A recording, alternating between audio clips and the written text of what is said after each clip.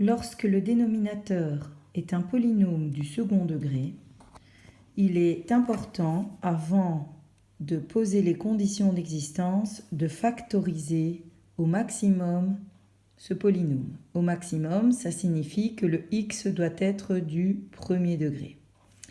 Ici, il s'agissait de binômes conjugués, donc 9 moins x carré devient 3 moins x fois 3 plus x. Au numérateur, on constate également que c'était du second degré. On doit donc factoriser. Ici, la méthode était somme et produit. On trouve donc 1 et moins 3, ce qui nous donne x plus 1 fois x moins 3. Une fois que le numérateur et le dénominateur sont factorisés, on pose les conditions d'existence en disant que c'est première parenthèse différente de 0, d'écrire 3 plus x ou x plus 3, c'est la même chose, donc x doit être différent de moins 3.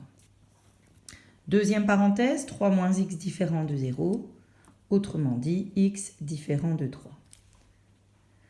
Pour faire la simplification, je constate que ces deux parenthèses sont exactement opposées.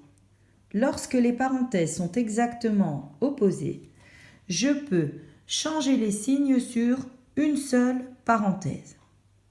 Ici, j'ai choisi la parenthèse du dénominateur. J'aurais pu choisir celle-ci, mais on a décidé de choisir celle-ci.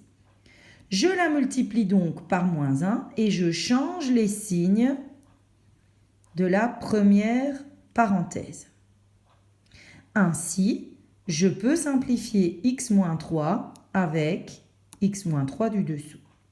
Qu'est-ce qu'il me reste au-dessus? X plus 1. Qu'est-ce qu'il me reste au dénominateur? Moins 3 moins x, parce que j'ai distribué le moins 1. Chaque fois que vous avez un dénominateur du second degré, vous allez devoir factoriser au maximum pour qu'il n'y ait plus de second degré. Et puis poser les conditions d'existence. Je vous mettrai le corrigé en photo, évidemment, sur Smart School.